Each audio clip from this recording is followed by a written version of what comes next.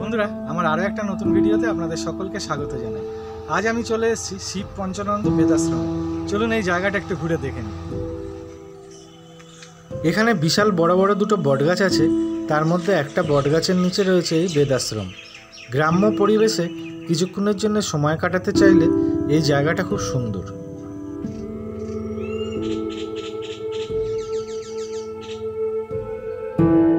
শান্ত এই পরিবেশে আসলে এখানে প্রচুর পাখি দেখতে পাবেন।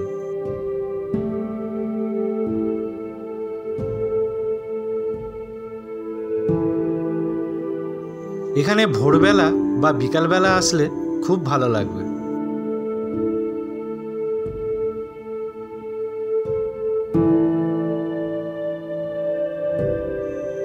এই বেদাশ্রমে রয়েছে শিব এবং পঞ্চানন বাবার মূর্তি।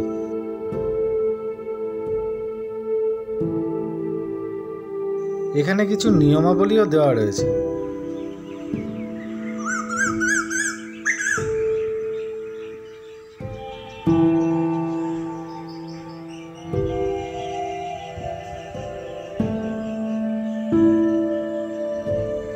বন্ধুরা, আপনারা যদি কলকাতার দিক থেকে স্বামীজীনগর শিব পঞ্চানন্দ বেদাশ্রমে আসতে চান, তাহলে সায়েন্স সিটি থেকে বাসন্তী হাইওয়ে ধরে জলপথ মোড়ে আসুন, আর সেখান থেকে সোনারপুরের রাস্তা ধরে চলে আসুন গোয়ালপোতা খেয়াদাও।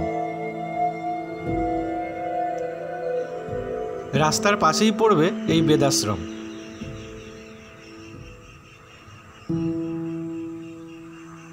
সায়েন্স সিটি থেকে বাসন্তী হাইওয়ে দিয়ে আসলে এর দূরত্ব পড়ছে 11 কিলোমিটার, আর সোনারপুরের দিক থেকে আসলে এর দূরত্ব পড়ছে 8 কিলোমিটার। এরকম সুন্দর একটা রাস্তা দিয়ে সামনে রয়েছে আরও একটা মন্দির। চলুন সেই মন্দিরটাও ঘুরে দেখে নিই। এই রাস্তা দিয়ে সোজা চলে গেছে ওই নতুন মন্দিরের সামনে।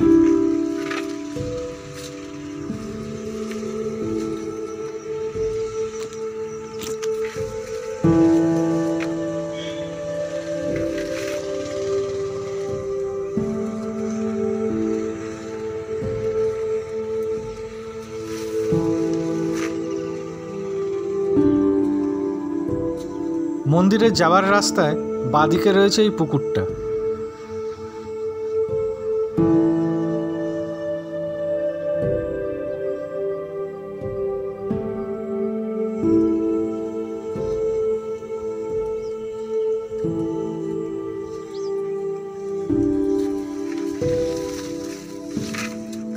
যে মন্দিরটা সামনে রয়েছে এটা এখনো তৈরি হয়নি, আর কিছুদিনের মধ্যে এই মন্দিরটা তৈরি হয়ে যাবে।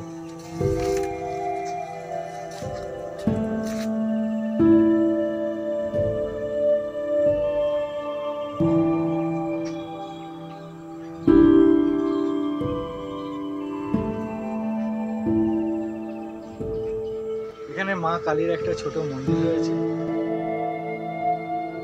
আশেপাশের গ্রাম থেকে গ্রামবাসীরা এখানে মা কালীর কাছে পুজো দিতে আসেন। তাদের মনস্কামনা পূরণের জন্য তারা এখানে মানত করেন। আর এই মন্দিরের পাশে যে বাগান রয়েছে, এখানে অনেক ফুল গাছ, ফল গাছ, সবজি গাছও রয়েছে এখানটা। চলুন সেগুলো আপনাদের একবার দেখাই। দেখুন গাছে কাঁঠাল ভর্তি হয়ে আছে।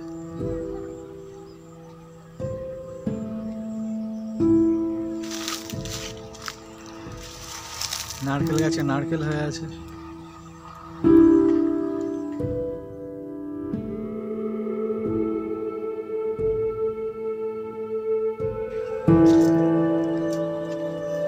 সবেদা গাছ সবেদা হয়ে আছে।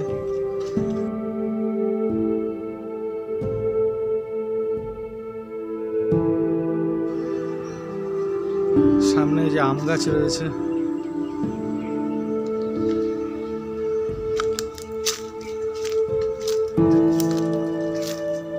এখানে জবা ফুল গাছ হয়ে আছে,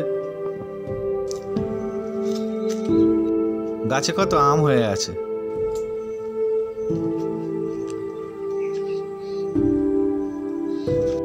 জয় বজরংবলী।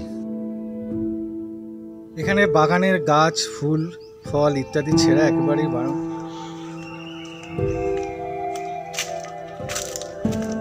এটা মন্দিরের পেছন দিক, এদিকেও প্রচুর গাছপালা রয়েছে।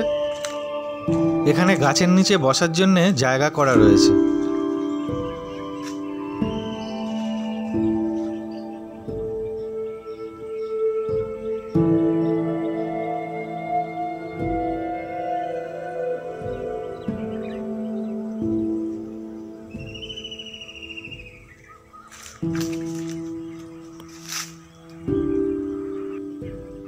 এখানেও একটা পুকুর আছে।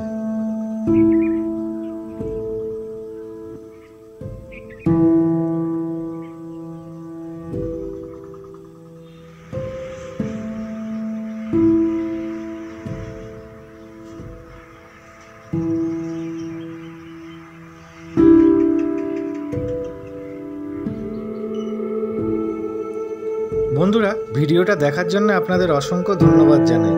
দেখা হচ্ছে আবার খুব তাড়াতাড়ি। আপনারা সবাই ভালো থাকবেন, সুস্থ থাকবেন।